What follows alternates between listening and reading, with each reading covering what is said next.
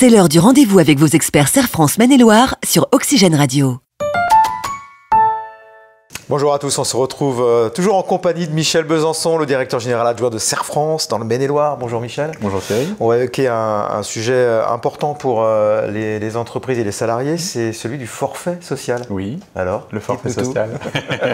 Le forfait social, c'est pourquoi on en parle, parce qu'en fait, d'une manière générale, au niveau des rémunérations des salariés, on a un système qui fait qu'on a un appel de cotisation sociale. Cet appel de cotisation, il est double, il est à la fois sur la partie du salarié et à la fois sur la partie de l'employeur, ce qui fait que sur la partie du salarié, on est à peu près à 22% et à peu près 40%, on va dire, dans la situation la plus importante. Et donc, effectivement, on a un niveau de prélèvement. Alors, prélèvement qui protège le salarié, parce qu'il protège le salarié dans le temps, c'est des droits à venir, retraite, prévoyance, mais aussi qui le protège en cas de maladie, de chômage ou de choses comme ça. Donc effectivement, ça sert à ça aussi les cotisations sociales. La question est de savoir s'il y a des moyens de proposer des rémunérations avec des cotisations plus faibles que les taux que vous venez de nous donner. C'est l'objet du forfait social qui intervient à certains endroits. Donc le forfait social qui est une taxation à 20%, qui est forfaitaire.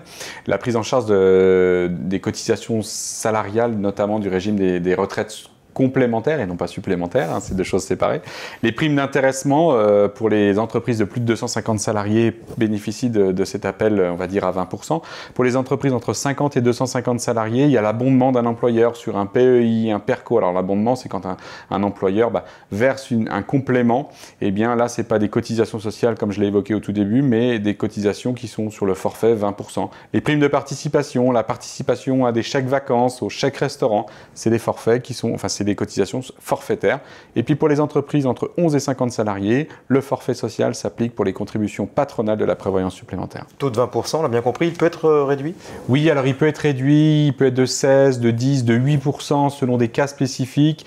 Là, on rentre dans le détail. Moi, ce que j'invite à faire, c'est les entrepreneurs à se renseigner auprès de leur expert comptable préféré et de voir, effectivement, j'espère, et donc effectivement de voir s'il y a des possibilités encore de réduire ce forfait.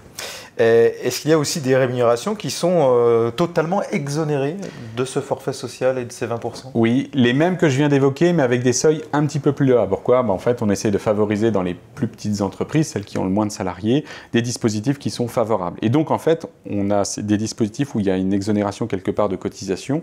Sur les entreprises, on va dire, de moins de 50 salariés, de moins de 250 salariés, il y a la prime d'intéressement qui n'est même pas taxée au forfait social.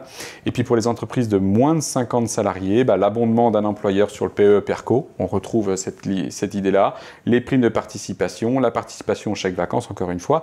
En fait, l'idée, c'est de permettre la mise en place de dispositifs qui sont souvent présents dans les grands groupes, qui favorisent finalement les grands groupes et les salariés des grands groupes, et qu'on incite par ces biais-là les entreprises de plus petite taille et donc les entrepreneurs de mettre en œuvre parce qu'eux seraient moins taxés. Donc le dispositif là est totalement exonéré pour ces cas-là.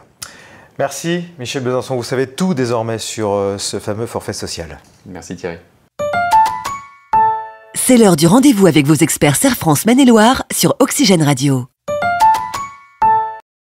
Tous ceux qui nous regardent en vidéo, évidemment, regardent Michel Besançon et se disent « Mais quelle est cette magnifique moustache que vous arborez en cette fin d'année ?» L'explication, elle est simple, Michel. Elle est très simple. Je soutiens le mouvement Movember qui est peu connu encore en France. J'ai envie de dire c'est le octobre rose des hommes, puisqu'il sensibilise à la détection, on va dire, notamment du cancer des testicules, parce qu'il concerne les personnes entre 15 et 35 ans principalement, et le cancer de la prostate qui, après 50 ans, a tendance à intervenir chez les hommes. Et donc l'idée, c'est un sujet un peu tabou, parce que ça parle de sujets qui est propre à l'intime. Les femmes ont passé le cap, je crois, avec Octobre Rose et elles nous ont montré la voie.